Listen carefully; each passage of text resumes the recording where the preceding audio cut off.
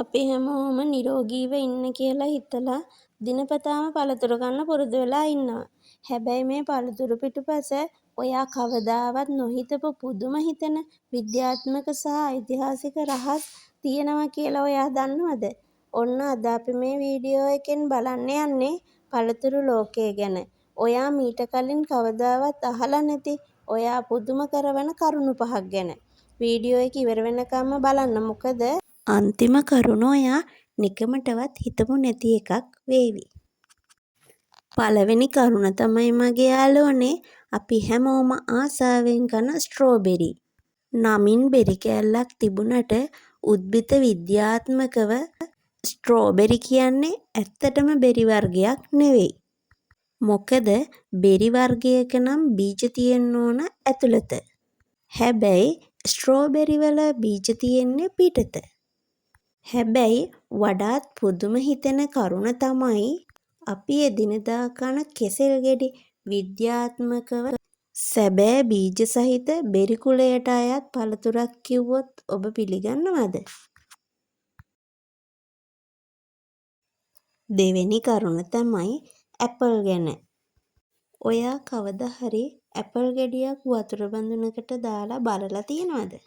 ඒක කොච්චර බර වුණත් වතුරේ ගිලෙන්නේ නැහැ. උඩ පාවෙනවා. විද්‍යාත්මකව සොයාගෙන තියෙන විදිහට ඇපල් ගෙඩියක මුළු පරිමාවෙන් 25%ක්ම. ඒ කියන්නේ 4න් එකක්ම තියෙන්නේ හිස් අවකාශය. එහෙම නැත්තම් හුලං. අන්න ඒක නිසයි ඇපල් ගෙඩිය වතුර මත ලේසියෙන්ම පාවෙන්නේ. දෙවැනි කරුණ තමයි තක්කාලි. අපි හැමෝම කෑම උයන්න ව්‍යංජන හදන්න තක්කාලි ගන්න නිසා මේක එළවලුවක් කියලා වැරදියට හිතාගෙන ඉන්නවා. හැබැයි විද්‍යාත්මකව මලින් හටගන්නා ශාකයක බීජ සහිත ඔවිකිරියකින් හැදෙන ඕනෑම කොටසක් පළතුරක් වෙනවා.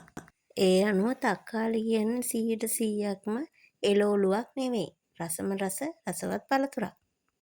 හතරවෙනි කරුණ තමයි මගේ යාළුවනේ අන්නාසි. අපි අන්නාසි ගෙඩියක් කඩෙන් ගෙනල්ලා විනාඩි 5න් කපලා කෑවට ඒ එක අන්නාසි ගෙඩියක් පැලයකින් හටගෙන ලොකු වෙලා සම්පූර්ණයෙන්ම ඉදිලා අපේ අතට එන්න අවුරුදු 2 ඉඳන් 3ක් දක්වා දීර්ඝ කාලයක් ගත වෙනවා. ඒ වගේම තමයි එක අන්නාසි පැලයකින් සාමාන්‍යයෙන් හටගන්නේ එක අන්නාසි ගෙඩියක් විතරයි. ඉතින් කියන්නකෝ බලන්න අන්නාසි ගෙඩියක් හැදෙන්න මෙච්චර කාලයක් යනවා කියලා ඔයාලා මීට කලින් දැනගෙන හිටියද? අවසන් කරුණ සහ 5වැනි කරුණ තමයි කොමඩු. අධික රස්නේ තියෙන දවස්වලට අපේ මහන්සිය සහ පිපාසය නිවන්න කොමඩු වලට පුදුම හැකියාවක් තියෙනවා. ඒකට හේතුව තමයි කොමඩු ගෙඩියේ බරෙන් 92%ක්ම අඩංගු වෙන්නේ පිරිසිදු වතුර වීම. සිරුර විජලනීය වීමෙන් වළක්වා ගැනීම වගේම ශරීරයේ උෂ්ණත්වය පාලනය කර ගන්නත් කොමඩු කියන්නේ ස්වභාව දහමින් අපට ලැබුණු දිව්‍යමය ඖෂධයක්. ඉතින් අපි අද මේ කතා කරපු කරුණු 5න් ඔයා වඩාත් පුදුමයට පත් කරපු කරුණ මොනවද කියලා අනිවාර්යෙන්ම පල්ලෙහාන් කමෙන්ට් කරන්න.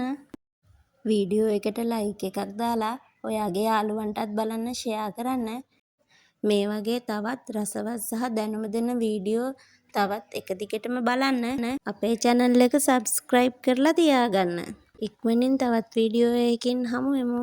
ඔබ සැමට සුබ දවසක්.